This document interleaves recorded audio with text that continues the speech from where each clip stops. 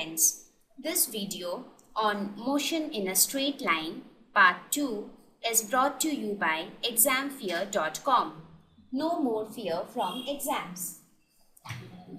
Please make sure that you have watched part 1 before going ahead with part 2. Before we proceed further, we should get clear with scalar and vector quantities because we'll keep using them quite often. So what is a scalar quantity? Quantity with magnitude alone and no direction is a scalar quantity. That means the quantities which has nothing to do with the direction. For example, path length. Suppose we say that Ronnie traveled a distance of 10 kilometers to his school. Ronnie traveled a distance of 10 kilometers from his home to his school. Now, when I say 10 kilometers is the path length, I have nothing to do with the direction. That is, in which direction he walked or in which direction the school is. 10 kilometer alone explains the entire path length. So, direction is not required. Similarly, when we say speed of a particle, speed has nothing to do with direction. It is only about magnitude. So, similarly, for vector quantities, we need both magnitude as well as direction. That means if we only specify the magnitude of a vector quantity, it is incomplete. For example, displacement. Let us suppose the same example if we take here that Ronnie travels a distance of 10 kilometers. But let us suppose the displacement here is also 10 kilometers. But if I say the displacement is 10 kilometers, that would be an incomplete information. I need to mention that the displacement is 10 kilometers in the direction, east direction, towards east. So then my displacement would be complete. That means 10 kilometers towards east. Similarly, when we talk of velocity, direction comes into play. So we can say it's something like velocity is nothing but speed plus direction.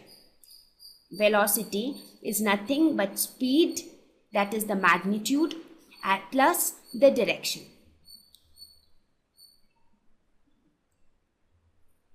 So I hope it is clear. Scalar quantity, only magnitude, no direction. Vector quantity, both magnitude and direction.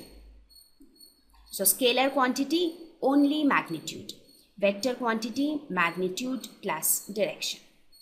Now that we are clear with what is a scalar and a vector quantity, let us study path length and displacement. So what is path length? Path length is the total distance an object travels from initial to final position. Okay, so what do I mean by initial and final position?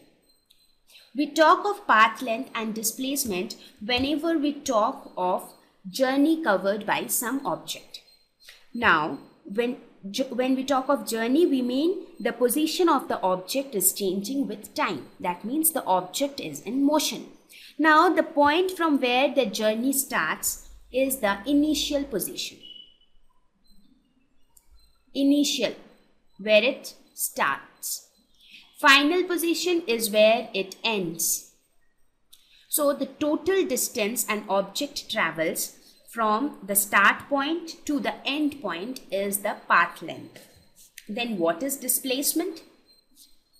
Displacement is the shortest distance between the initial and the final position. So displacement has nothing to do with through which path the object traveled from initial to final position.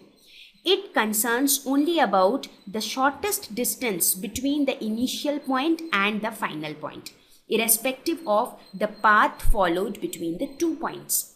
Is it very clear? It will become clearer when you see this example. So this is Ronnie. This is his home. This is the church. And this is of course McDonald's. So what do we see? Ronnie is ready to get out of his home and seems that he is heading towards the church. So Ronnie goes to the church. From church, he goes to the McDonald's. So what happens? The initial position. Now let us see in this journey of Ronnie from home to church and then to McDonald's, which is the path length and which is the displacement.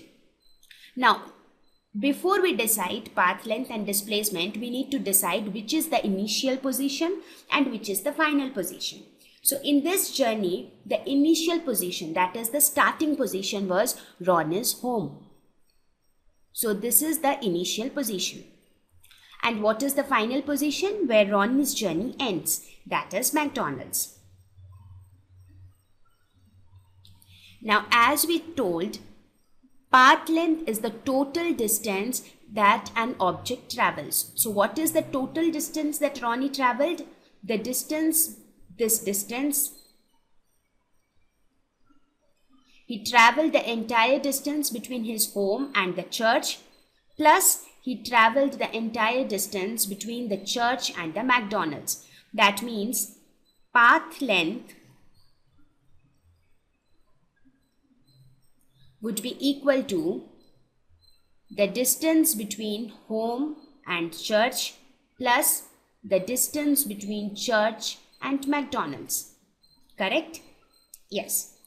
Now, when I say displacement, I mean the distance between the shortest distance between the initial and the final position. Now, what do you think would be the shortest distance between any 2 points? Shortest distance between any 2 points would always be a straight line joining the 2 points. So in this case, this is my initial, this is my final. So the displacement would be a straight line joining these two. So displacement would become the distance between home and McDonald's directly. So this is my displacement, and this plus this is my path length. I hope it is clear to you now. So whenever we talk of path length, we mean to say the actual distance an object is covering from initial to final position. When I talk of displacement, I just mean the shortest distance between the initial and the final position. Let us go ahead and study several other things related to path length and displacement. Let us take certain examples so that the concept gets even more clearer. The first example which we take is a scenario where path length is equal to displacement. Let us take this example. Ronnie is traveling from his home directly to McDonald's. Nothing else in between, nothing after McDonald's. So what is his initial position? His home is the initial and McDonald's is the final position for the journey. Now let us say Ronnie traveled from home till McDonald's. So what is the distance traveled? That is, what is the path length in this case?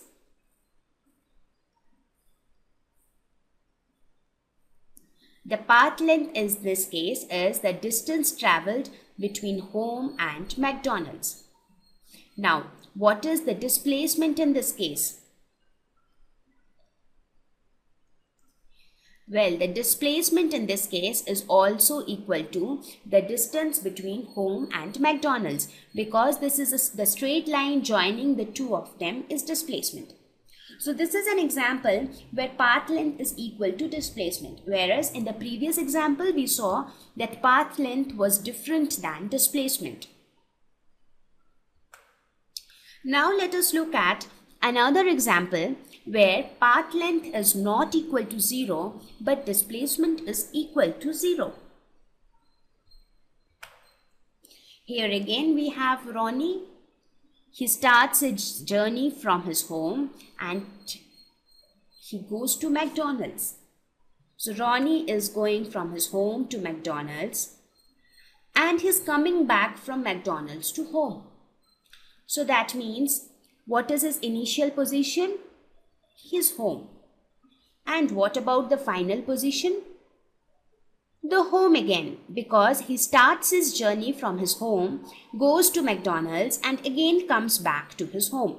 That means the initial and the final position both are the same point. Now in this case, what would be the path length?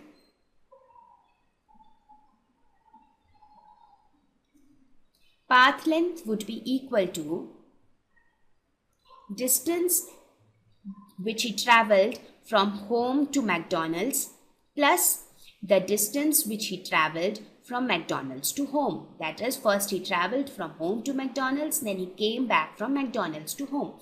So the distance means the actual, so path length is actual distance he travelled. So this plus this. Now when we talk of displacement, it is the distance between the initial and the final position. But in this case, the initial and the final position are the same.